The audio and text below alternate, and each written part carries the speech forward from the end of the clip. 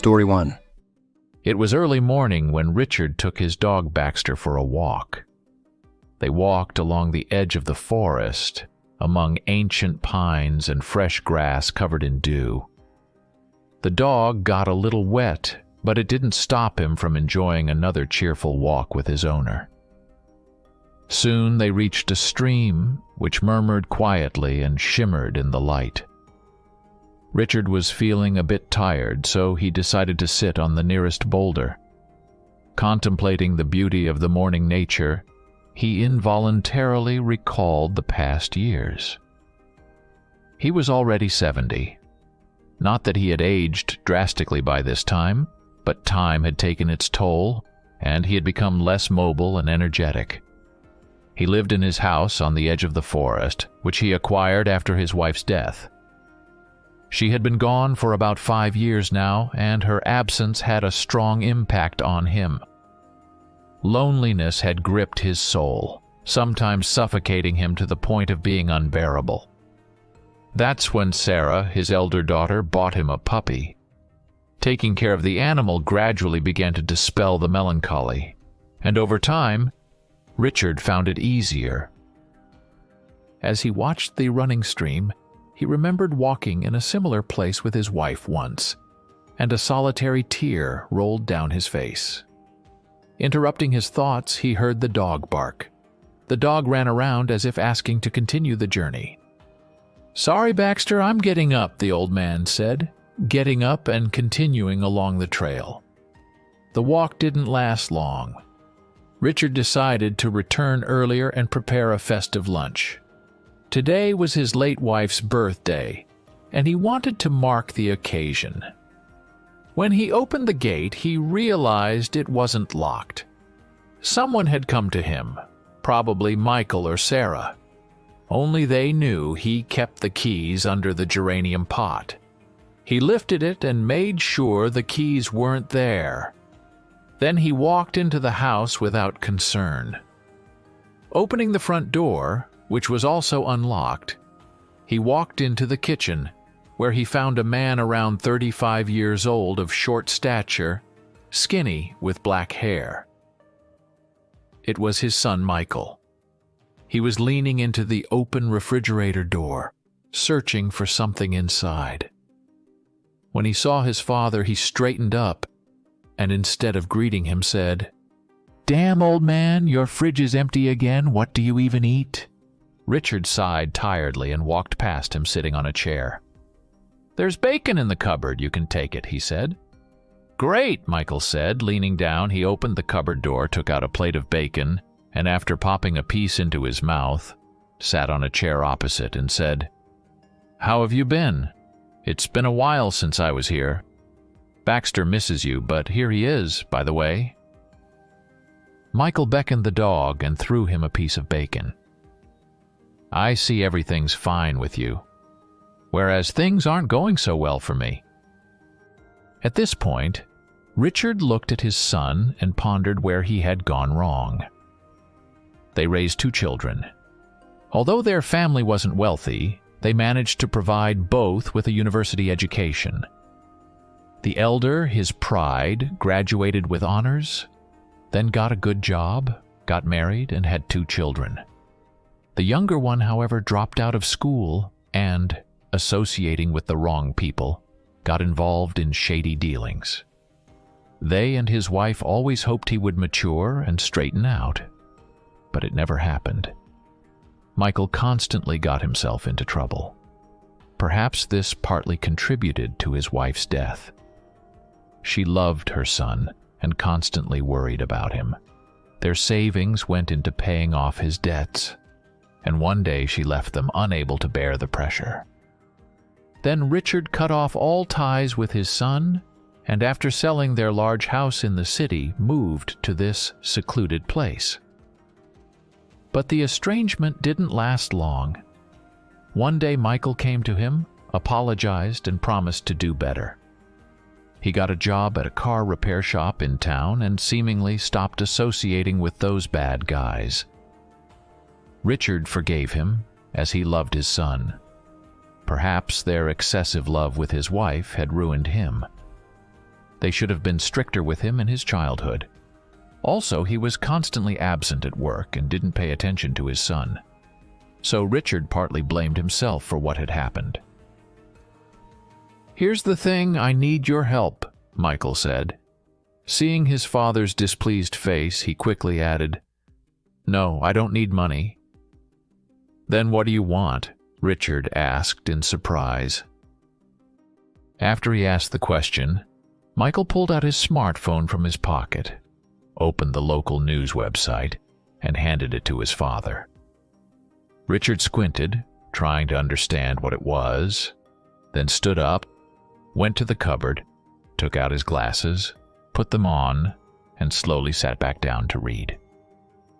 Here's what was written there. On Tuesday, a young couple went for a walk in the woods, where, according to their words, they encountered a mystical creature known as a wendigo. They miraculously escaped, barely managing to flee. Currently, the frightened couple is in the hospital undergoing treatment, including psychological assistance.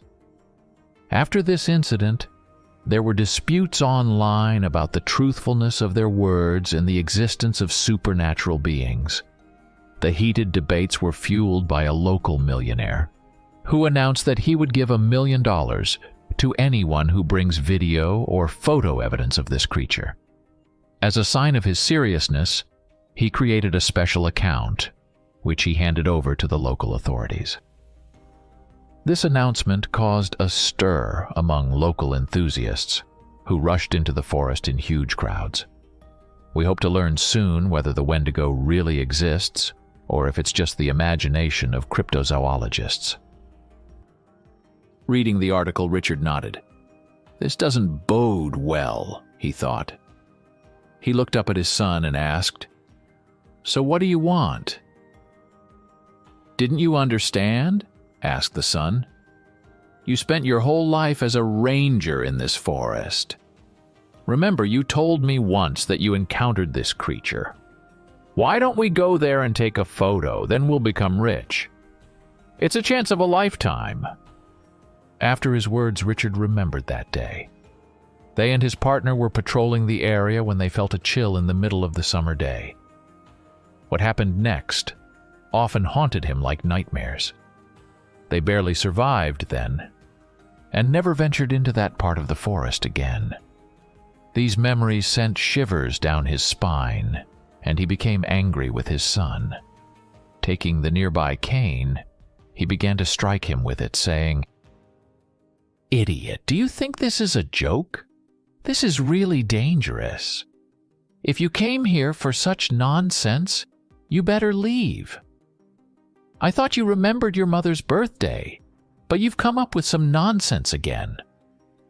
Michael tried to defend himself from the blows, trying to calm his father down and howling in pain with each hit. Soon they reached the exit when he cried out, "Stop. I'm not asking this just for myself. I was recently at Sarah's and she's having big problems now. Something happened to her husband. I'm telling you the truth. Stop. Ow." Richard pushed his son out the door, saying that Sarah was already grown up and could handle it herself. Then he slammed the door, locking it. Michael's moans could still be heard on the doorstep, but soon he left, not getting what he wanted. Though Richard was angry, he was worried about the news about Sarah. She was his favorite and never caused any trouble. What happened to her? He thought. He took out his phone and called her. She didn't answer immediately. Her voice sounded tired, which worried her father.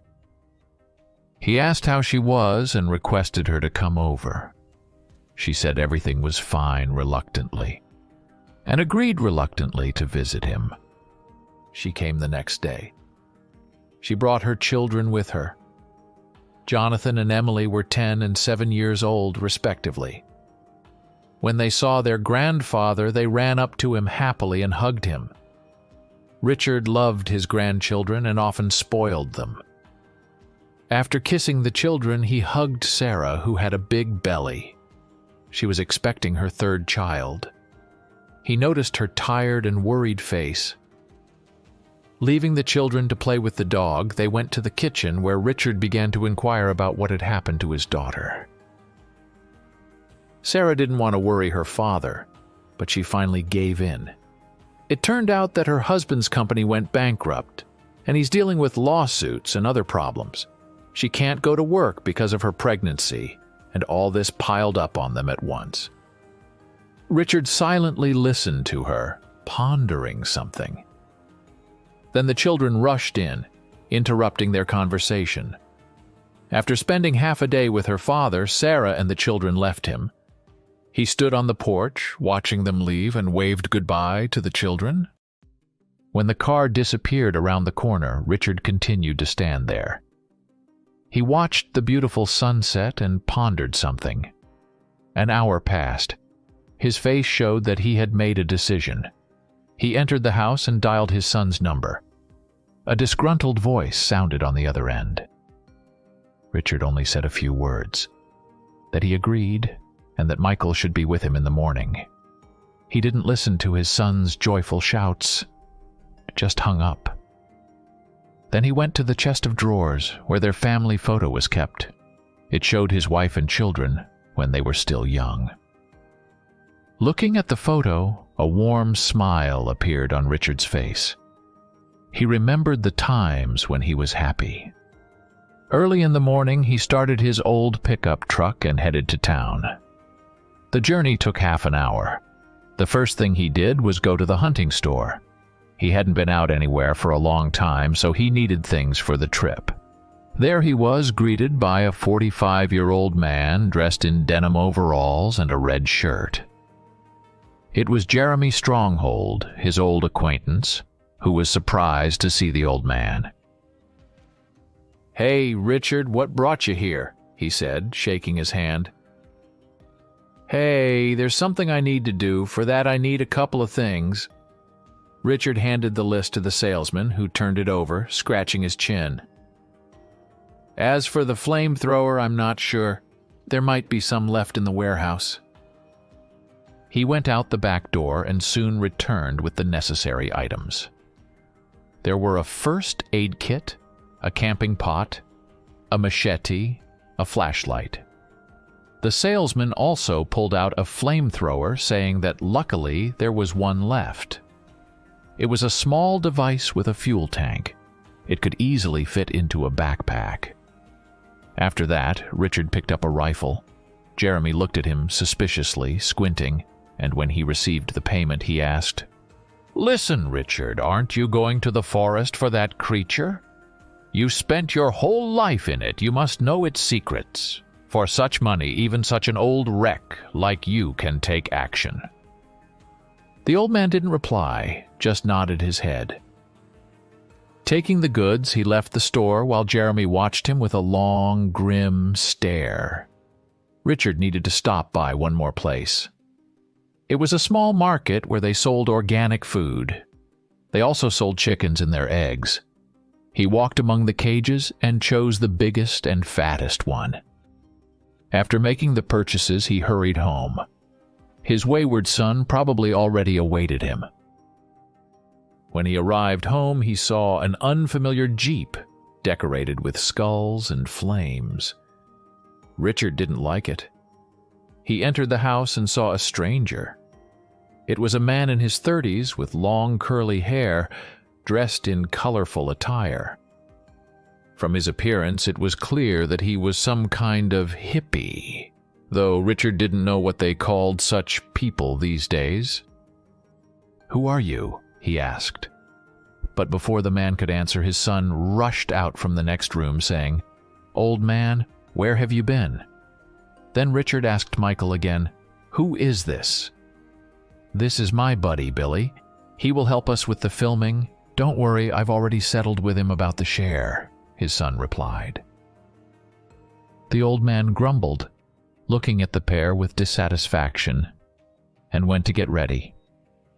Going up to his bedroom, he opened the chest of drawers and pulled out his old ranger uniform, which he had kept all this time and which had already gathered dust. Shaking it, he put it on and looked at himself in the mirror. It still fit him well. Satisfied with what he saw, he adjusted the collar and went downstairs to continue getting ready. Soon he brought out 2 backpacks in which he put tents, sleeping bags, and other necessary items for the trip. He handed one to his son and took the other one himself, also slinging the rifle over his shoulder. Billy carried the filming equipment, a couple of cameras, and some other device. Michael, seeing his father wearing it, said, "What are you doing, old man?" But then fell silent, understanding something. After that, Richard locked up Baxter at home, leaving him food and water for a couple of days. Going out into the yard, he pointed to the chicken coop, telling his son to take it. Michael was surprised and was about to ask why they needed it, but seeing that his father was already in a bad mood, he just picked it up. When they stepped outside, Michael thought they would go by car, but the old man headed towards the forest. Stopping at the edge, he turned to his son and said, "Before we go any further, I have one condition. You'll give half of the money to your sister." "As you say, I was planning to do that anyway," he replied. The old man nodded at that, and they continued their way. They slowly made their way through the dense forest, stepping on the soft ground strewn with pine needles and autumn leaves. Twigs sometimes crackled under their feet, and around them there was only the sound of nature, the rustle of leaves, the singing of birds, and the distant sounds of unknown animals that occasionally awakened in this dense world. They moved forward, relying on lightweight hiking poles, occasionally stopping to look around or catch their breath. Richard, despite his age, walked confidently and purposefully, leading them through thickets and avoiding fallen trees. He knew this forest like the back of his hand, having spent most of his life here.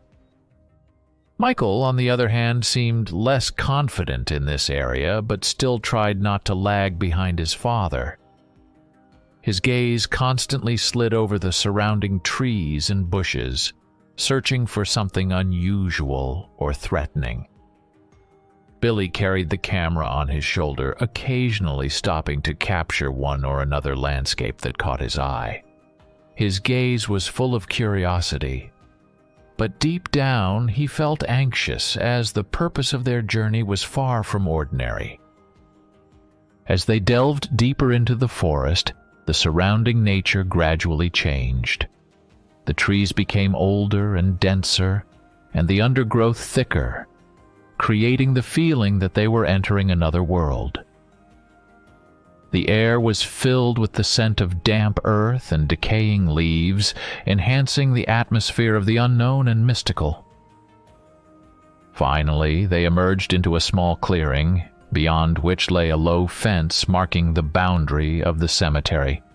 It was an old Indian cemetery, forgotten and abandoned by time.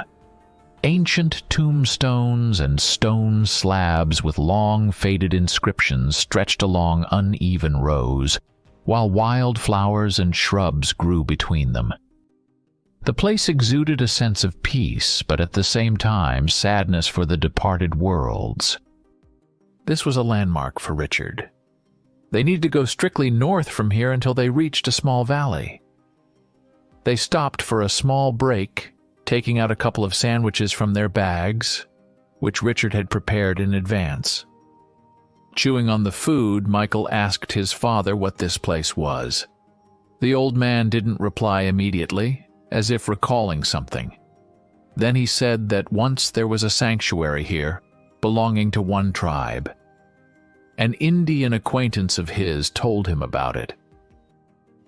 They worshipped a spirit here that ruled these lands. Every year offerings were made here, but over time, people started leaving, and the sanctuary was abandoned. And so, since there were no more offerings, the spirit could be angered.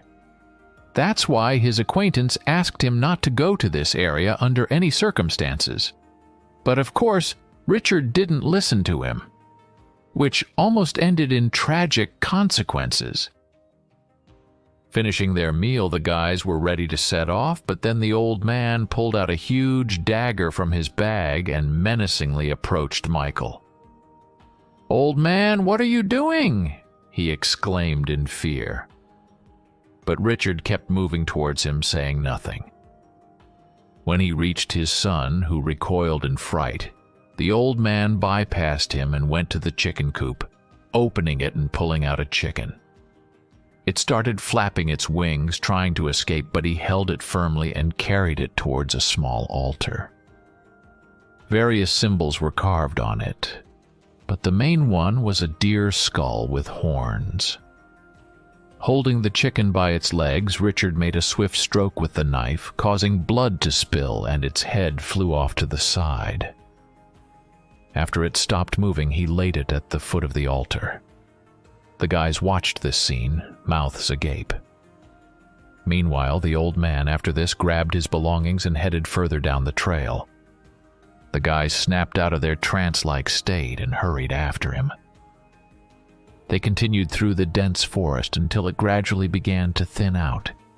Soon the trees cleared and marshy terrain began. Frog croaks and insect chirps filled the air. Richard led the guys, trying to stay on solid ground and avoid the bogs. As they passed by the water, they noticed a skeleton at the bottom. The water was crystal clear, so they could see it in detail. Most likely, the skeleton belonged to a deer. It was hard to tell for sure as its skull was missing. This was somewhat unsettling. Where had the head gone? After a brief pause and recording it on camera, the travelers moved on. Finally, the marsh ended and a slight ascent began. After that, they walked along a plateau covered with bushes until they reached the valley below, which was covered in dense forest, looking somewhat ominous. Suddenly, a flock of birds soared above it as if startled by something. Richard stopped and said that they would make camp for the night here. They set up their tents and lit a fire. It was starting to get dark, so they hurried to prepare dinner. After cutting up some meat, they cooked it in a pot, then added water and let it boil. After that, they added some vegetables and potatoes. The result was a kind of stew, which turned out surprisingly tasty. Billy remarked on it, to which the old man said that food cooked over a fire always tastes better than stove-cooked. When they finished eating, darkness had fallen, and Richard began to explain that tomorrow they faced a dangerous path, especially when they entered the forest located in the valley. Therefore, they needed to be extremely vigilant and cautious, as well as film everything, as the creature could appear at any moment. The guys silently nodded. They were scared. This place inspired some kind of horror. You couldn't feel it just by watching a video or hearing a story. You had to experience it on the spot, as if you were under the influence of some field. The trio continued to sit, discussing various things. Richard talked about his experience as a ranger, recalling the most vivid cases when suddenly a scream rang out from somewhere. It was a soul-piercing cry, as if the victim had experienced unearthly horror. The guys jumped up and looked around, their faces reflected fear. They tried to determine the source of the sound, but darkness surrounded them. It was a new moon, so there was almost no light from the Earth satellite. Suddenly they heard another scream, this time from a different direction. What could it be? They turned to the old man, but he sat in the same position, quietly sipping tea, as if he hadn't heard anything. He asked the guys to sit down and calm down. They complied, albeit reluctantly, constantly looking around for danger. Richard explained that this was the harbinger of the wendigo, and when travelers heard it, it meant they had to leave. These screams would sound all night, so he pulled earplugs out of his pocket and handed them to the guys. Putting a pair in his ears, he himself went into the tent.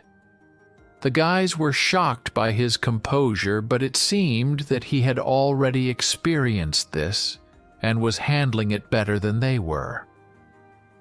Before lying down, they recorded on the camera. None of them could fall asleep.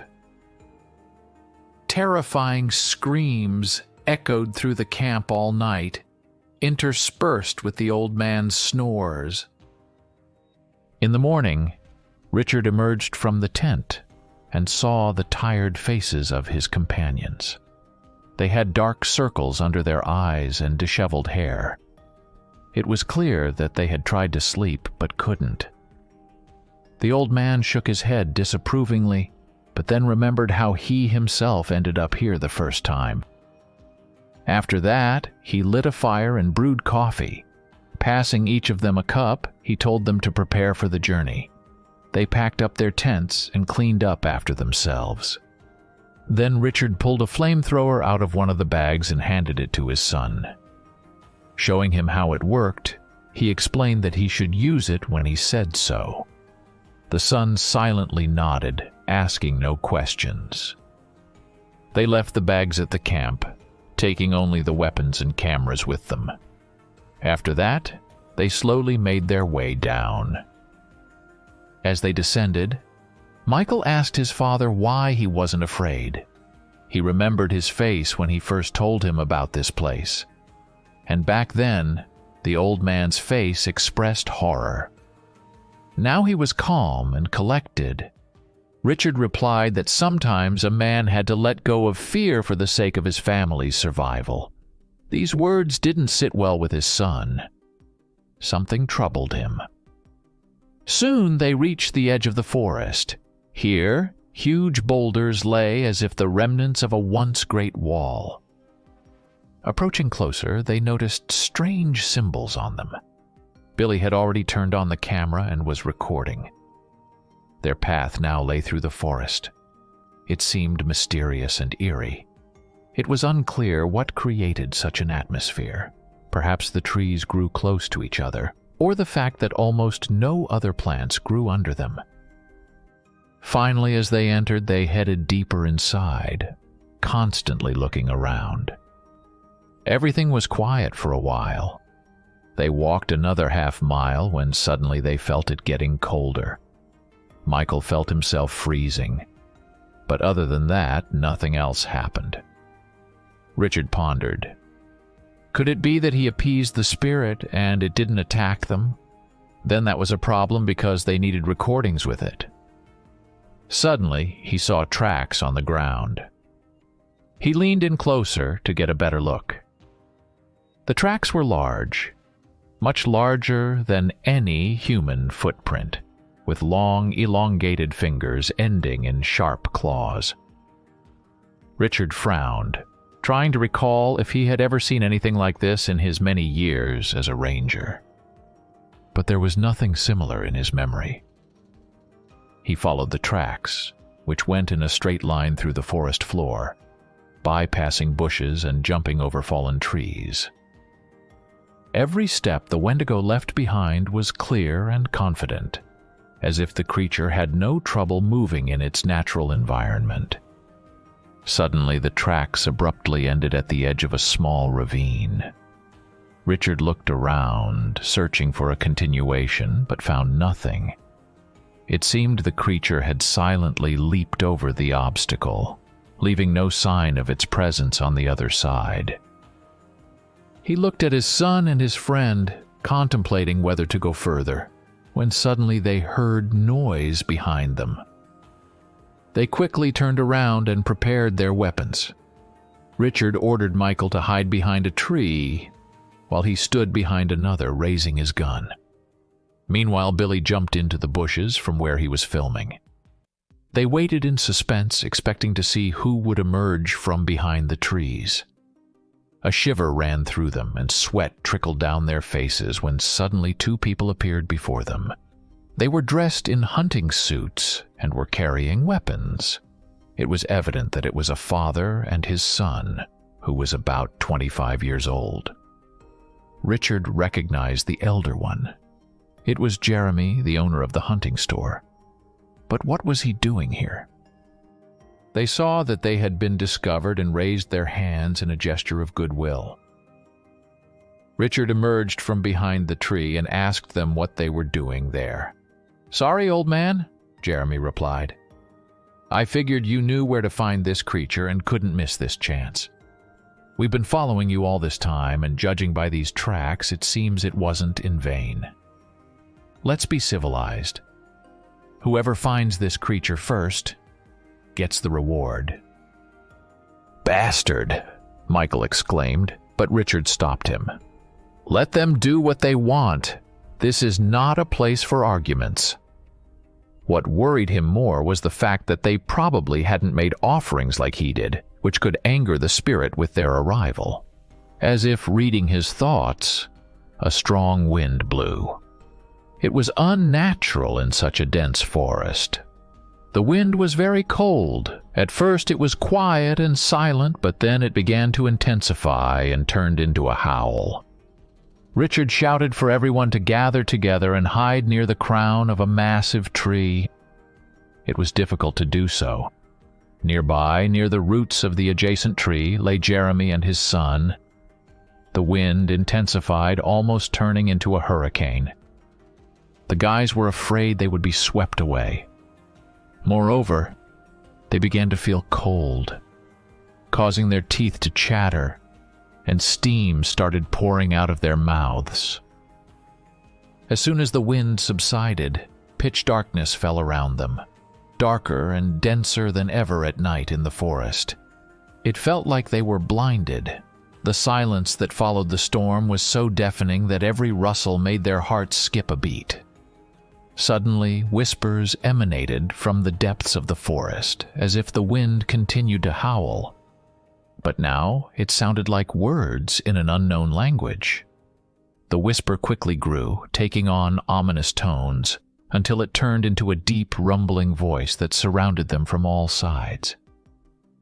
Richard and his companions huddled together, trying to find shelter in the embrace of the forest. Their breathing became heavy and erratic from fear. Then, unexpectedly for everyone, the darkness receded, and a figure appeared on the edge of the clearing. It was tall and emaciated, with long, sinewy arms ending in claws. Atop its head sat a deer skull with long, twisted antlers, which stood out against the darkness. The creature's eyes glowed red, piercing the darkness. The wendigo stood motionless, observing them, and its breath was heavy and deep, filling the air with cold. The creature took a step forward, and the earth beneath its feet rustled with dry leaves. Its movements were slow and deliberate, as if it were weighing each step. Suddenly it raised its hand towards them, and in the air appeared a thin, almost invisible layer of frost, which began to slowly descend to the ground, covering it with a white blanket. Richard felt the grip of his gun handle moistening in his hands. He turned and asked Billy if he had made the recording. Billy trembled and didn't answer immediately, so Richard had to shake him, which brought him to his senses. After that, Richard repeated his question, and Billy answered affirmatively. The deed was done. It was time to run. He shouted to his son and his friend to follow him, but then he saw Jeremy jump up, grabbing his weapon, and head towards the creature.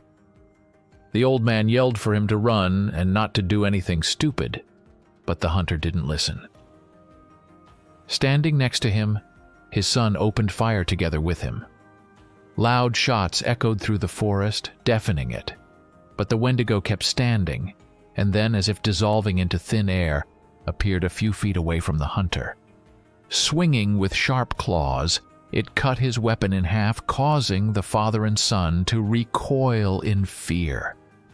Richard shouted for them to run and didn't look back at them, rushing in the opposite direction. Two of his companions followed after him. As they ran, Richard felt the cold emanating from behind.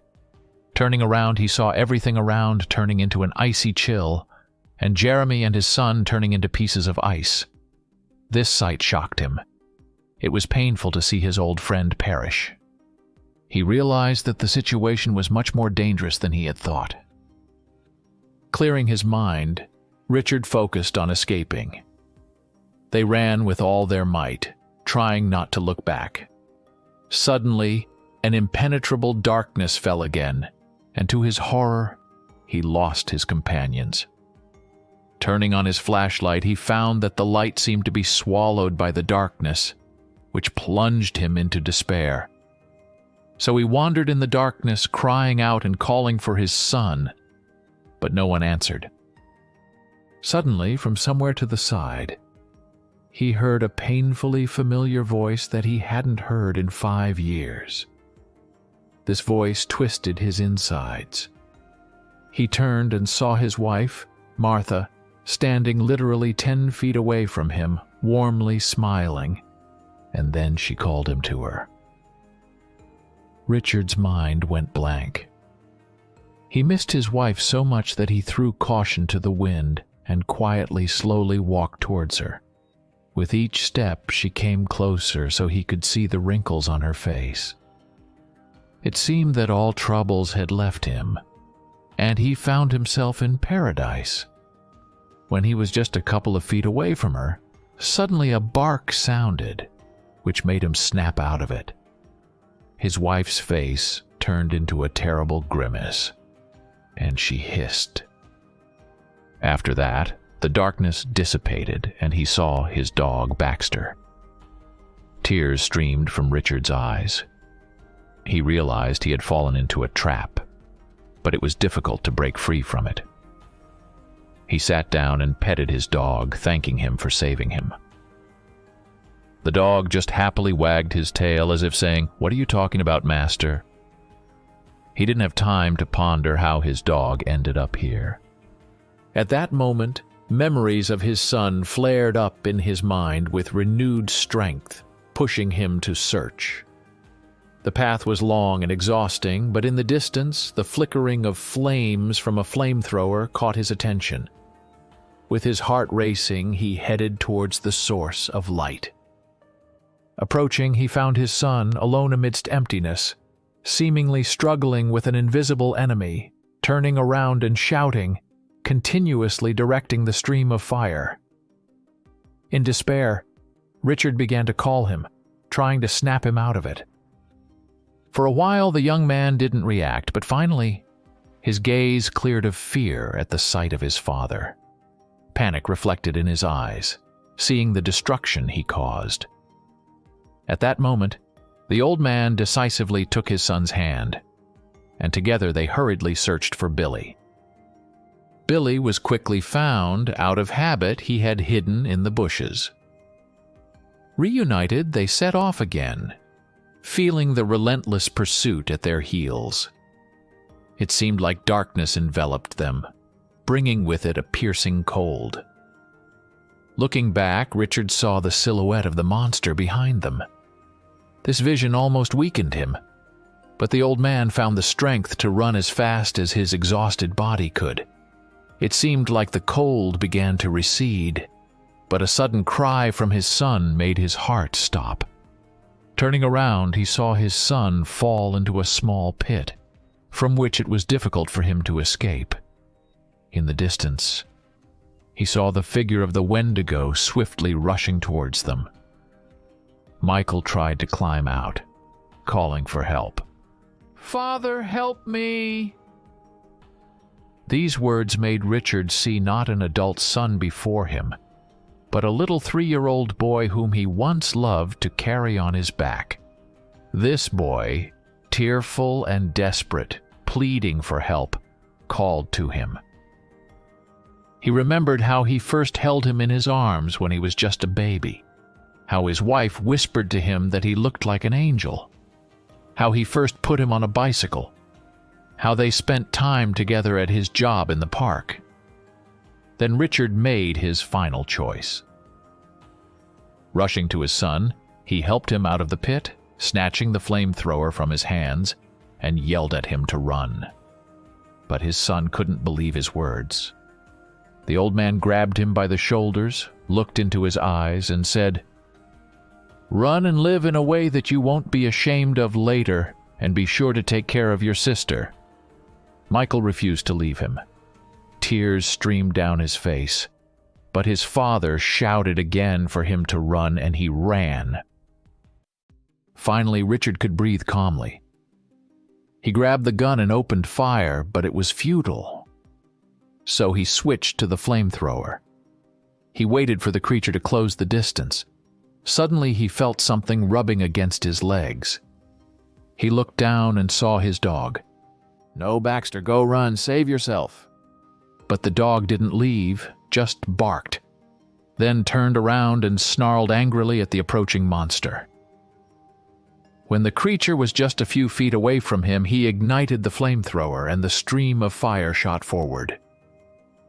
There was a horrifying scream, and an incredible coldness enveloped everything again, freezing everything around. It froze Richard, who stood unwavering, and his dog stood in a fighting stance next to him. The last light faded from the old man's eyes, ending his journey. The monster approached his head as if trying to peer into his soul. From the openings of its skull, where its nose should have been, cold vapor burst out. Meanwhile, Michael and Billy ran out of the woods and headed back to their camp.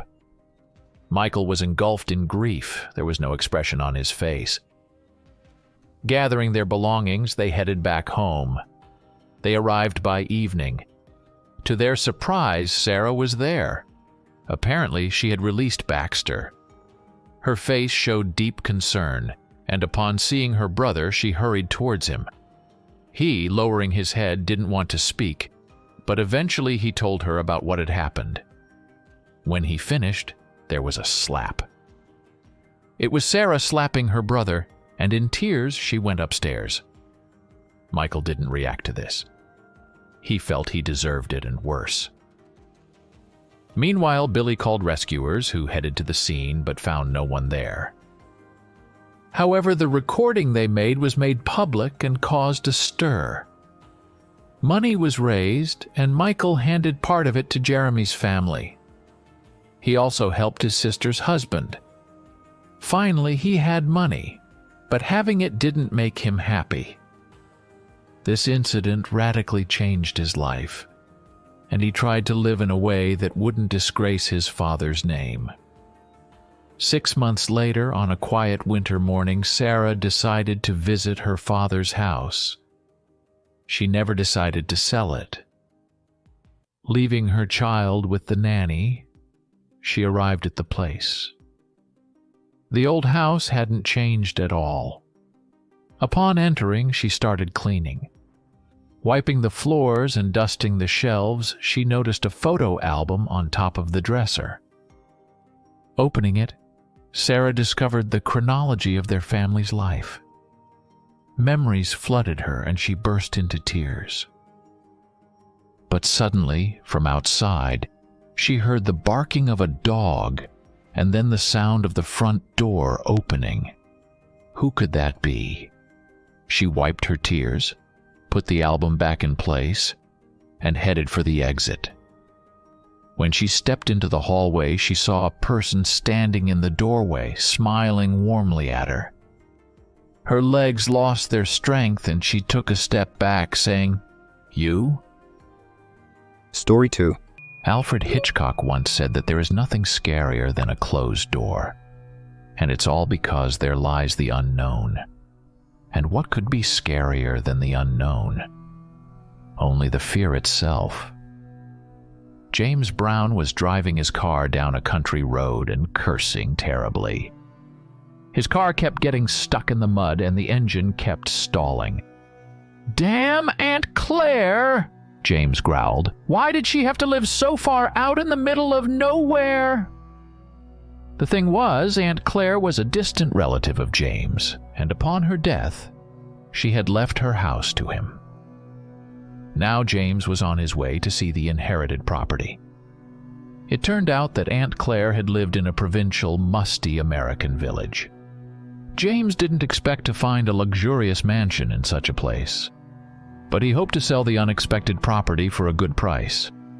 Parking his car on the side of the road, James got out and walked along the path that led to the house. The house did indeed turn out to be a second-rate shack. The porch was broken, the living room was moldy from dampness, and the second floor consisted of just one room. Well, yeah, James chuckled. Why would Aunt Claire need a big house? The kitchen clearly did not meet hygiene standards. Rotting wood, a dirty sink, and... Oh, damn! There are cockroaches everywhere, hundreds of them. Gross! James dashed out of the kitchen, overwhelmed by a wave of nausea. On a rickety shelf, he saw a chemical insecticide. Grabbing it, he started spraying the entire kitchen. Cockroaches, bedbugs, and spiders scattered in all directions. "That's right, bastards, that's right," James shouted with malicious glee. After dealing with the insects, James threw open a window to air out the smell. A cold autumn wind burst into the kitchen, scattering dust and debris, rustling the pages of a book lying on the kitchen table. James shut the window and picked up the book. It turned out to be a notebook filled with various children's drawings. Under each drawing, in an adult's hand, were dates: October 30th, 1933, April 13th, 1935. James tossed the notebook aside and went to the living room. From there, he climbed upstairs. The furnishings were strikingly shabby. A sagging bed, a nightstand, a wardrobe against the wall, and a large, murky mirror. James was about to leave when he noticed a door in the wall, cleverly disguised as part of the room's paneling. He approached it and tried to open it, but it was locked. James knocked on it with his knuckles. It was metal. All right, there must be a key somewhere. He went downstairs and began rummaging through the drawers of the writing desk. There was a pile of papers, rusty clips, some powder in a bottle, and a lot of junk, but no key. James waved it off and plopped down on the sagging couch. It was getting late, and he felt sleepy. "I'll spend the night here, and in the morning I'll go to town and sell this lousy house to hell," James mumbled, falling asleep. During the night, Brown woke up to the sound of a child crying. He sat up and shook his head in confusion. "There are no children here," he muttered groggily. "Maybe at the neighbors." But the crying was distinctly coming from inside the house. James wandered through the house, searching for the source of the noise. The crying was coming from upstairs. Nervously twitching at the sound, he climbed the stairs. He immediately turned on the light, but there was no one in the room.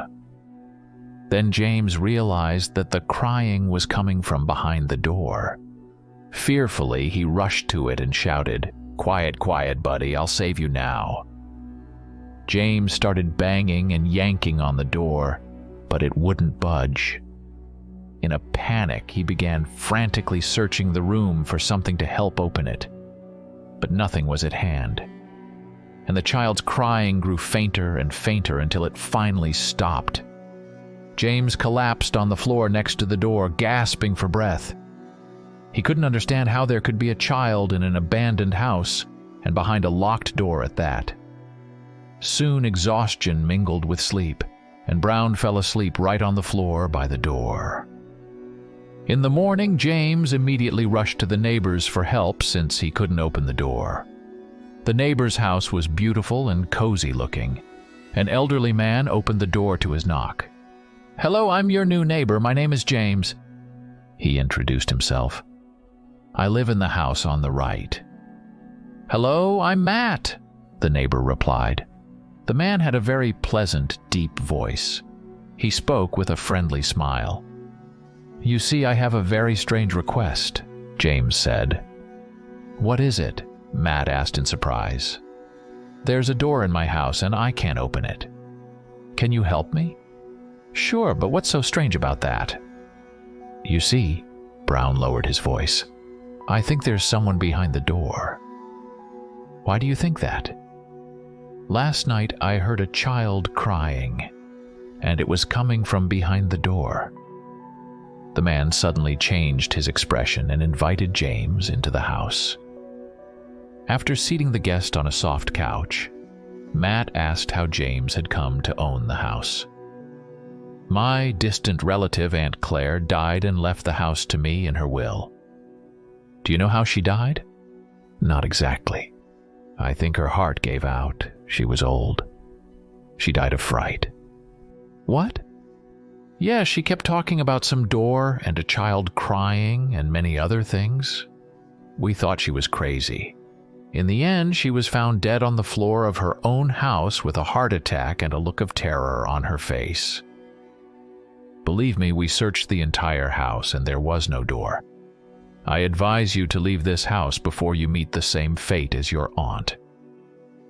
James felt as if he had been doused with cold water. He struggled to comprehend reality after Matt's words. Absent-mindedly saying goodbye, he left the neighbor's house. Returning to his own, he went upstairs first thing. The door was there. James approached it and touched it. Everything was very tangible. He tried to open it again, but to no avail. Then he remembered the axe in his car. Grabbing the axe, he rushed upstairs. There he lunged at the door and struck it with all his might. The axe handle broke in half, and the blade nearly fell on James's foot. Jumping aside and cursing, he trudged downstairs to think of what else he could do with the door. James spent almost the entire day trying to open it. The drill bits broke. Hammers and saws bounced off and dulled. James had ideas about using acid and even dynamite, but he had no means to carry them out. "What should I do?" he whispered wearily, sinking onto the bed. "How do I open this damn door? If I don't find out what's behind it, I'll go crazy from curiosity." Only in the evening did James feel ravenous hunger. He had no food in the house or with him. He managed to find a small store and bought something to eat. He had to buy ready-made products and eat them immediately since cooking in the kitchen was impossible, and there were mice in the house.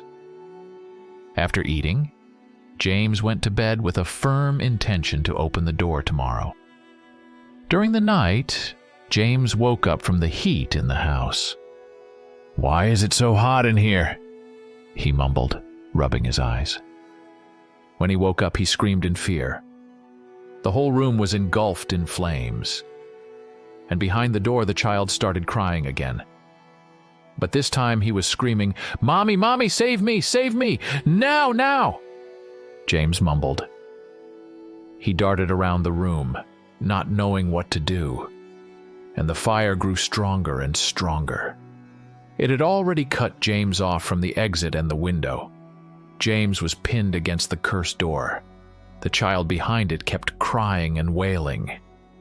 James decided it was over and closed his eyes so he wouldn't see his death. But at the moment when the flames were already licking his cheeks, and the child was screaming like he was being slaughtered, everything suddenly went silent and became as cold as it had been. James cautiously opened his eyes. There was no fire, everything was quiet, and no one was crying behind the door. "I'm going crazy," James muttered, grabbing his head and collapsing in exhaustion on the bed. He slept without any incidents until morning. When he woke up, he ran back to the neighbors. "Hello, it's me again," James said to Matt, who opened the door. "Oh, it's you," Matt sighed heavily. "Did something happen again?" "Yes, I want you to come to the house and tell me if there is a door or not." "All right," Matt said resignedly.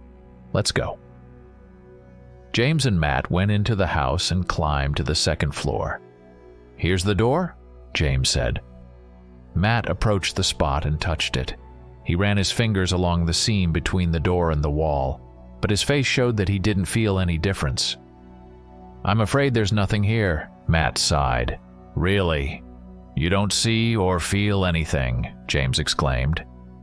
"I've already told you, and I'll say it again. Leave this place as soon as possible. Maybe there's something wrong here, so why do you need this? Sell the house and leave." James absent-mindedly thanked Matt and saw him to the door. Closing the door behind him, James slumped onto the couch. Maybe Matt is laughing at me or I'm going insane, he thought. From exhaustion, James fell into a deep sleep. When he woke up, it was already dusk outside. No, I won't spend another night here. I need to leave. With these words, he left the house, locked it with the key, and drove to town. The town where James stayed was barely bigger than a village, but it had a hotel where he intended to spend the night. On the way to the hotel, James saw a local library. There must be something about this damn house in there. They should have the internet. James checked into the hotel. After booking a room, he asked the receptionist if there was anything in the local library about a house in the village. "Which house are you talking about, sir?" the receptionist asked. "The house on 8th Street. House number 5. The receptionist's face suddenly changed sharply. His eyes narrowed, his palms sweated, and his whole demeanor became nervous. "Sir, why do you need to know something about that house?" "Because it's now my house." "Sir, for God's sake, leave that house and never come back, and forget the way there." "Damn it!" James snapped. "You're the second person advising me to leave but not explaining why I should do it." "I'll tell you everything, sir, just don't get so upset. The thing is, this is a very old house. It was built back in the 1920s. The first residents were a young family named Corsten. They weren't locals, but after getting married, they moved here. Mr. Corsten was an excellent carpenter and built the house himself. They weren't very wealthy, so the house wasn't very big, but he made 2 rooms on the 2nd floor. One large one, the bedroom, and a small one intended for a nursery. At that time, they didn't have children, but they planned to. However, time passed, and they still had no children. Upset, Mrs. Corsten ordered her husband to board up the door to the nursery to avoid tormenting herself. He did as she asked. But as soon as he did, his wife got pregnant. Of course, they were both delighted, opened the door, and started preparing for the baby's arrival. Everything was going well, but in the last months of pregnancy, there was a fire in the house. Unfortunately, Mr. Corsten wasn't home, and his wife inhaled a lot of smoke and lost consciousness. It's unknown how it would have ended, but Corsten arrived in time and saved his wife. He took her to the hospital. But remember, this was the early 1930s, and medicine wasn't what it is today. The doctors worked on her for a long time, and there was a serious risk of miscarriage. During this time, Corsten was beside himself. He left the hospital and started walking around it. Then some old woman approached him. She told him that the fire was no accident because they had built their house on a bad spot. She didn't say what was wrong with the spot, only that his wife would lose the baby and would never be able to have another. Corsten nearly went mad. He started pulling his hair out and begging the old woman to help him. The old woman agreed, but said that her help wouldn't last forever, and that sooner or later something bad would happen anyway. This child wouldn't live long, but Corsten didn't hear her words anymore. He was happy that she was going to help. He rushed to the hospital and was told that his wife and baby were fine. Corsten was overjoyed and forgot all about the old woman. Soon his wife gave birth to a boy. They were both happy, and Corsten never thought about the old woman again. But when the boy turned 5, he disappeared. The parents searched for him, but never found him. Mrs. Corsten gradually went mad with grief, and Mr. Corsten started drinking heavily. They boarded up the nursery door again to avoid reopening their emotional wounds. Later, they ended up in different clinics. The wife went to a psychiatric hospital and the husband to a rehab center. The house became state property, and then your aunt bought it. I heard from her neighbors that she often talked about the cries and wails of a little boy and the closed door. But no one ever saw any children or doors. Everyone thought she was a bit crazy. But she didn't bother anyone, so everyone stayed quiet. And then you probably know the rest yourself. James scratched his head. Yeah, quite a story. How do you know about it? The receptionist narrowed his eyes and whispered, In small towns, everyone knows everything. The night at the hotel passed peacefully, and in the morning, James went to the library to find out why the house was built on a bad spot. The librarian was reluctant to give James anything, but he insisted. All right, I'll give you some newspaper clippings from those days, the woman relented, but don't come back with any complaints. No problem. James took newspapers from the 1920s to 1940s and sat down to read. At first, he found nothing interesting, but then he came across a note from October 24, 1919. It stated that the town's mayor, who was also the head of the village, wanted to sell some land, but the residents were against it because the mayor intended to sell land from an old cemetery. However, the mayor was adamant, arguing that the cemetery was very old, and there were no living relatives of those buried there, and the dead had long since turned to dust. He also said that the village needed new places for houses, and he wasn't superstitious. There were later notes that the mayor sold the land for construction, but people were unhappy about it. Then there were notes that newcomers bought the land for building. But the most interesting article James found was in a newspaper from May 15, 1921. It stated that a young couple named Corsten came to the village. They decided to buy land on the worst part of the cemetery where suicides were buried.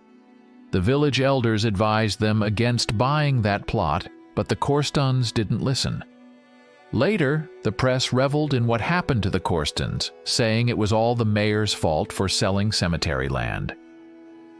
James found nothing else of interest and thanked the librarian, returning all the materials. On the way back, James was deep in thought. He had heard that places where suicides are buried in cemeteries are considered the worst, and they are even made outside the cemetery's fence. But he never imagined it was true and not just superstition. I absolutely have to find out the secret of this door, or I simply won't be able to sleep peacefully. The first thing James did when he returned home was to search the entire house for any records from that time. He started with the writing desk, but it contained only papers belonging to Aunt Claire, which were of no interest to James. They included recipes, gardening tips, Christmas cards, and similar items. James checked for hidden compartments, double walls, and so on, but found nothing of the sort. Next, he examined the shelf, but suddenly remembered that there was a notebook with children's drawings in the kitchen that seemed to be from that time. James went to the kitchen and found the notebook. At first, it contained simple drawings of rabbits, cats, people, and other typical children's drawings in cheerful, bright colors. But then drawings of a strange figure started to appear. These drawings were made with black or gray pencils, and the dates were from 1936. James remembered that this was the year the Corsten boy disappeared. The figure was an indistinct silhouette, like the kind used to depict ghosts. The last drawing was dated October 28, 1936. After that, there was nothing more. These drawings made James uneasy. He set the notebook aside and looked out the window.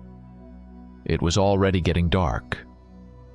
James checked his watch and almost in horror realized that today was October 27, 2006, which meant that tomorrow would be exactly 70 years since the Corsten boy disappeared. James began to shake. No, he couldn't spend the night in this house. James rushed outside and ran to his car. But no matter how hard he tried, the engine wouldn't start. "Damn it!" James roared, jumping out of the car and running down the street without knowing where to go. But where could he run, being several hundred kilometers from his hometown? Very soon, he was out of breath and turned back towards the house. By the time he reached it, it was completely dark. Sighing heavily, James pushed the door open and went inside. The house greeted him with darkness and oppressive silence. Without knowing why, James went upstairs. There, he approached the cursed door and slammed his fist against it. The door responded with a dull sound. "Damn door!" James roared. "I will uncover your secret even if it costs me my life." There was no sleep. James sat on the floor, his back against the door, staring into the time-fogged mirror opposite. A dim light bulb hung from the ceiling, and James saw everything in minute detail. Suddenly the light flickered and went out. James jumped to his feet. "What the—" James didn't finish his sentence, as he saw the image in the mirror begin to change. The room remained the same, but everything in it was different. The furniture was new and fresh. James moved closer to the mirror to see what was happening. He himself was not reflected in the mirror, but other people appeared. On the bed opposite the mirror sat a woman about 35 years old. She had her head in her hands, her fingers tangled in her hair. Then the door leading to the first-floor stairs opened and a man entered. The woman raised her head at the noise and screamed when she saw the stranger. "Who are you? How did you get in here?" she demanded. "Don't be afraid of me," the man reassured her. "I mean you no harm. On the contrary, I want to help you. I know about your problem. I know you want a child but can't conceive. I can help you." "What are you implying?" the woman asked indignantly. "I have a husband and he—" The man interrupted her. "Please listen to me. Your house is built on land where suicides were once buried. Later, this cemetery was abandoned, and no one was buried there anymore. That's why the mayor decided to sell the land for new houses." "I didn't know," the woman whispered. "Don't interrupt. Before the mayor's decision, something happened in my family. I had a son, a little boy whom I raised alone because his mother died during childbirth. I had to work a lot to provide for us. I loved my son dearly. He was everything to me," the man sighed heavily. "One day, I was working in the garden, growing vegetables to sell, and my son was playing in the house. He was only 5 years old. I had no one to leave him with, so he was unsupervised. Then I heard a gunshot from the house. Dropping everything, I ran inside and saw—" The man's voice broke and he began to cry, but quickly regained his composure and continued. "I saw that my boy had been playing with a gun. It was loaded and he shot himself. I almost went insane at that moment. I didn't know what to do. Running around the house, wanting to get a doctor, but then I realized it was too late. It dawned on me that I would be imprisoned for negligence, for leaving a gun where a child could reach it. I panicked again. I didn't want to go to prison. Then I had a revelation. I decided to bury my boy in the old cemetery to avoid witnesses. I did so. At night, when everyone was asleep, I took his lifeless body to the cemetery and buried it myself. Then I reported to the police that my son was missing. The police searched but found nothing and dropped the case. Later, the mayor ordered the land to be sold. I was very nervous about it. Plus, I missed my son terribly. One night, coming home from work, I met an old woman. She immediately told me she knew about my grief and how to help. "Your son will be reborn to new parents, but he will be an exact copy," she said. "Wait until a new house is built where you buried your son. Then wait until their despair matches yours, and then go to them and do as I tell you." That's what the old woman told me. And she also told me how to ensure you have a child. But without your consent, I can't do anything." "If you know for sure how to make me pregnant, then tell me," the woman declared without hesitation. "All right, you asked for it," the man replied. All this time, James had been watching the scene in the mirror as if it were a movie. He was glued to the mirror, feeling that he was about to see the entire secret unfold. Meanwhile, the images in the mirror began to change.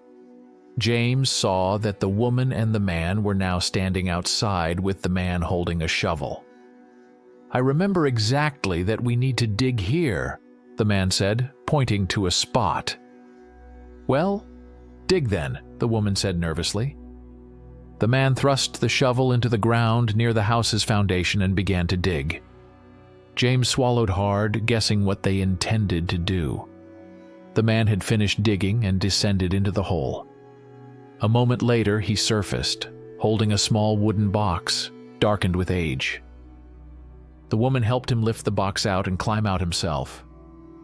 The man bent over the box and was about to open it. "Are we really doing this?" the woman muttered. "You agreed already, there's no turning back now," the man noted and opened the lid of the box. The woman involuntarily stepped back. Even James shuddered at the sight. At the bottom of the box lay the partially decomposed body of a small boy. Mostly there were just bones, but here and there was still some blackened flesh, crawling with large white maggots. "Oh, that's disgusting." The woman couldn't hold back. "I feel sick." "Do you want a son or not?" the man snapped angrily.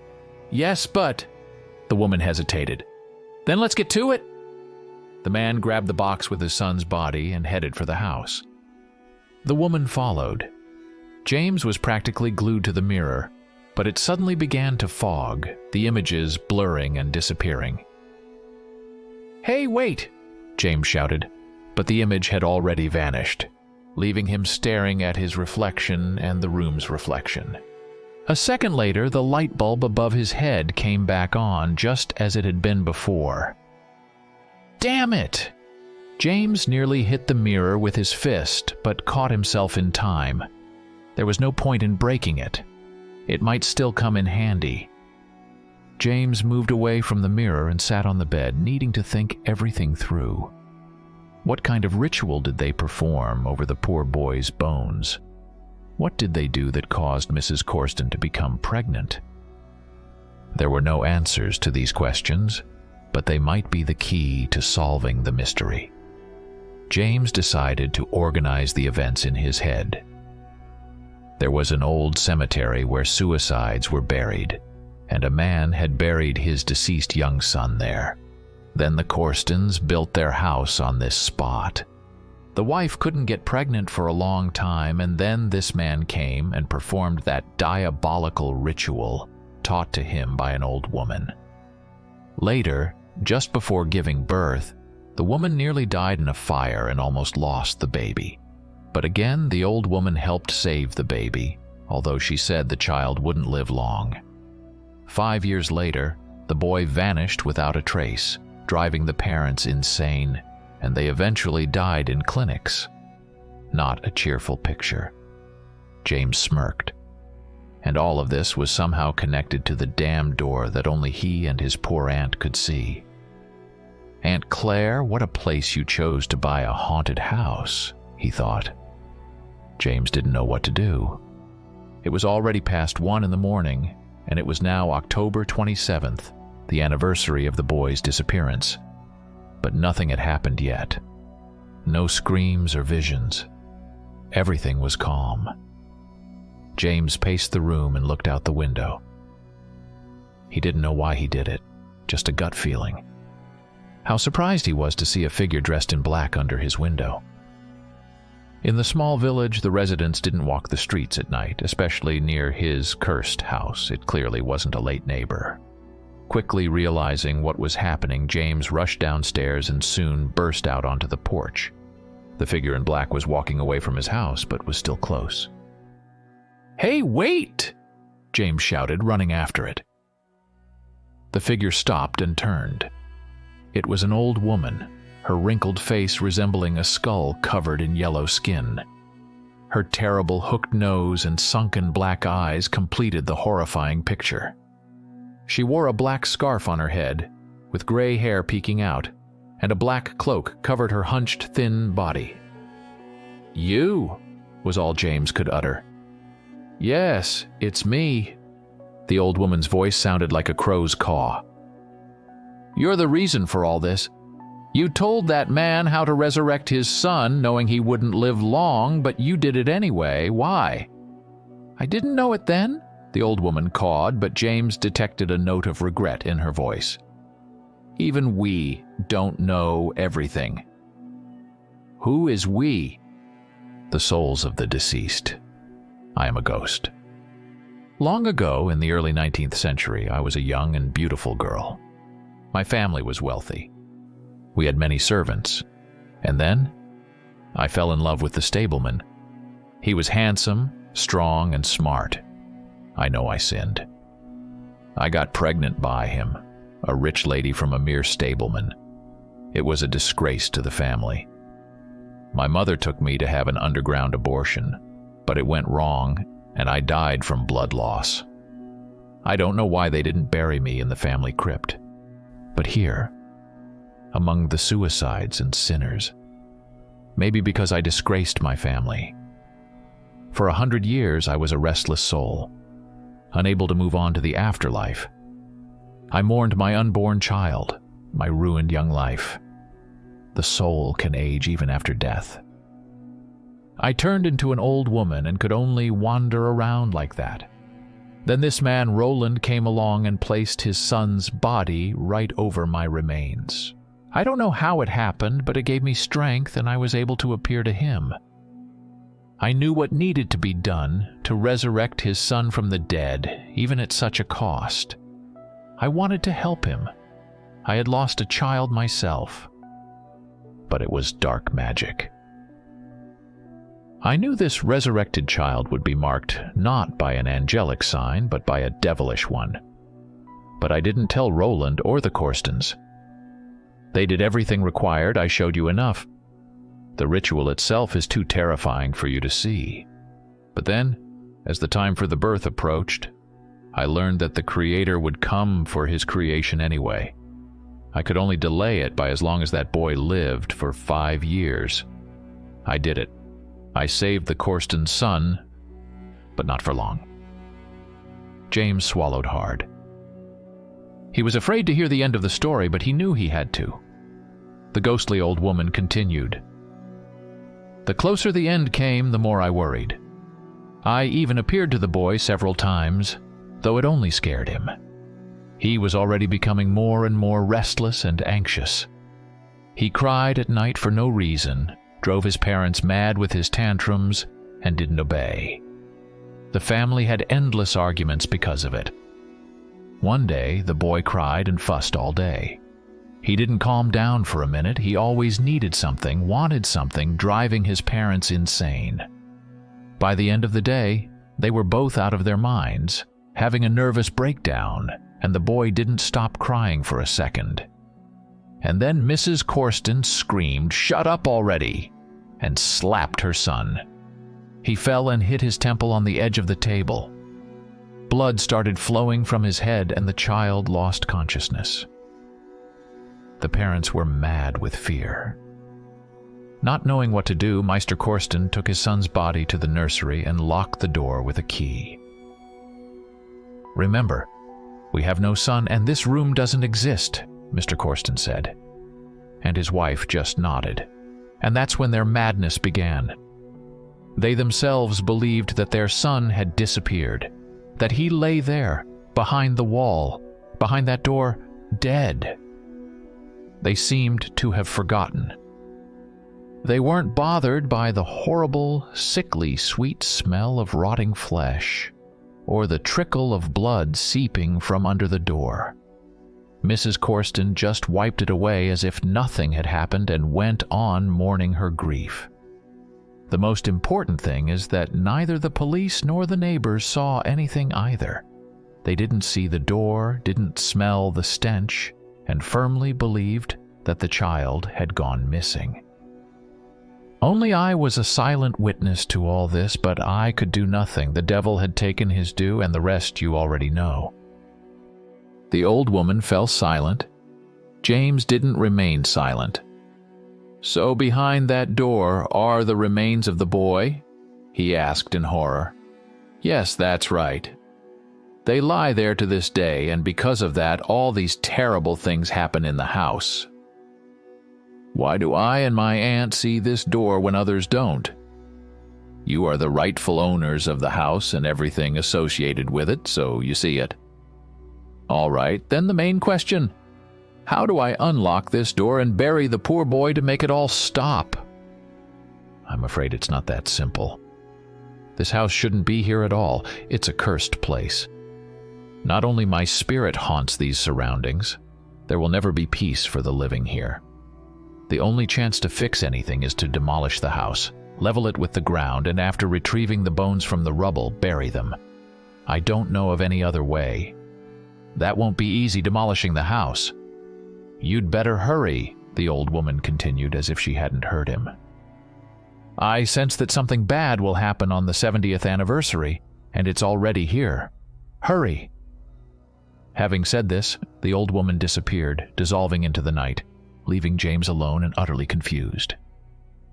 How am I supposed to destroy the house? James thought, scratching his head. But he didn't dare disobey the old ghost. He glanced back at his house, which stood on the outskirts of the village, a bit apart from the others. Sighing heavily, he returned to his cursed dwelling, deciding not to go upstairs.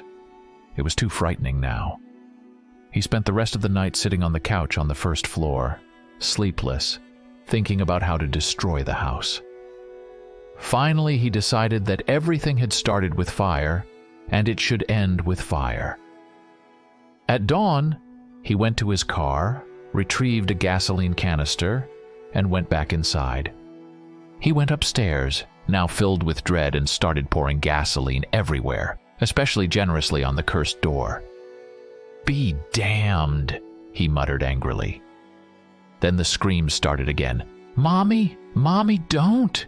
Save me! Mommy, I'm so scared here! Help me! Get me out of here!" I'll save you. Just let me finish this." James chuckled, no longer scared by the cries from behind the door.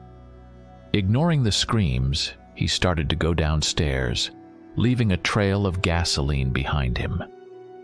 As he reached the first floor, he turned around, scanning the living room, and saw another figure in black.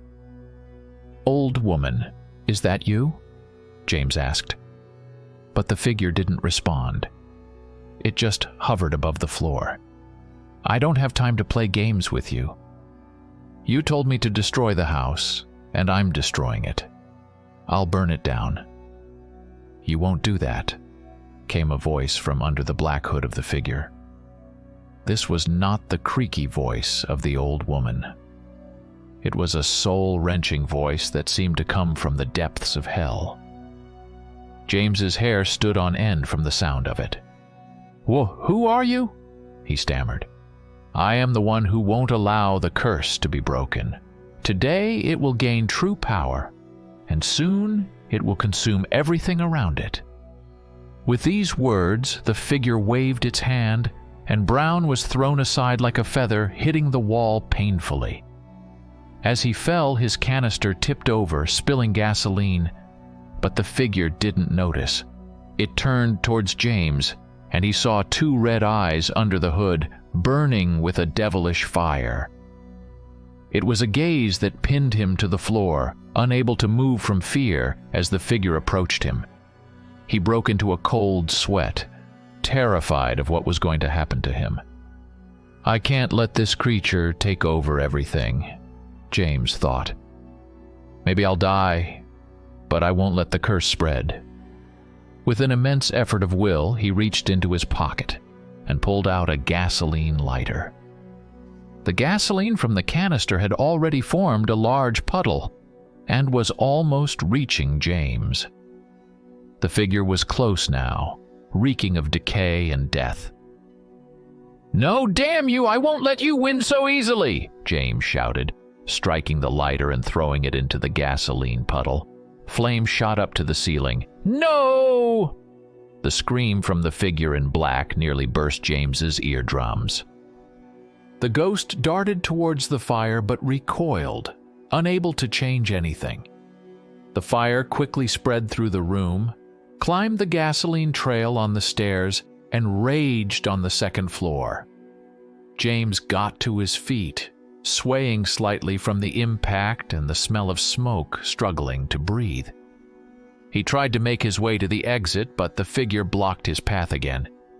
"You won't leave here so easily, human. You are destroying the house, but it will become your grave."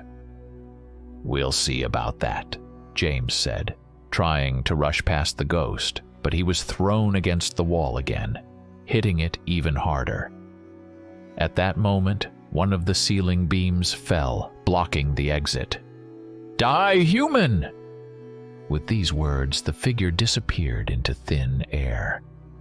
Everything blurred before James's eyes. He was suffocating from the acrid smoke, his eyes burning from the fumes, and his skin was already being scorched by the heat. There was no chance of getting out now. The door was engulfed in flames. Debris was everywhere. It was a miracle he hadn't been crushed yet. With his last bit of strength, James got to his feet and saw a window. It was still possible to get to it. Wrapping his head and hands with his jacket, he ran through the burning corridor and jumped at the window. He grabbed the handle at first, but quickly let go with a cry as the metal burned his hand. Wrapping his head again, he charged at the window, smashing it, and fell onto the lawn outside the house. Choking on smoke, he crawled away. Reaching his car, James hid behind it and passed out. James woke up in someone's house. He was lying on a couch in the living room. He tried to sit up quickly, but his head spun, and he lay back down with a groan. "Oh, James, you're awake!" His elderly neighbor Matt leaned over him, with a kind-looking old woman beside him, presumably his wife. "You found me and brought me here. Thank you." "Yes, you were lying near your car," Matt's wife said. "And your house burned down completely. What happened?" James hesitated. He couldn't tell them about the curse, the black figure, and the dead boy. "An accident, old house, old wiring? Something shorted out and caught fire. I couldn't get out right away, inhaled a lot of smoke and barely crawled out. I didn't like that house anyway. I won't even report it. I'll just leave." Matt and his wife didn't argue with James. They let him rest, then gave him a bath and a hearty breakfast. James was immensely grateful to them. He couldn't remember the last time he ate or washed properly. Leaving Matt's house, James went to his burned-down property, still needing to do one thing. Among the charred boards and other debris, he searched for the boy's bones but couldn't find them. Despite his efforts, he couldn't locate the remains. They must have turned to ash, he thought.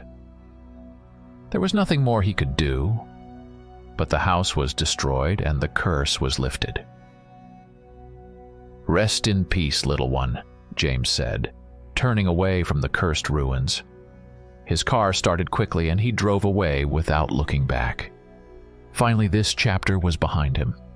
A year later, James was sitting in his cozy little apartment in San Francisco, drinking coffee and reading the morning paper when, to his shock, the cup slipped from his hands and shattered. What he saw in the paper horrified him. There was a small article about a piece of land in a small village that had finally been sold, where a house had burned down a year ago.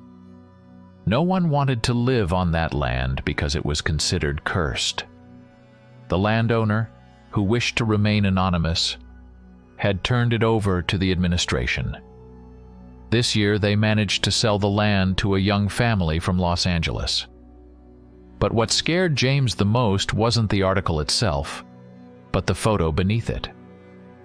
It showed the family who had bought the land. A young woman, a man, and a little girl about 3 or 4 years old.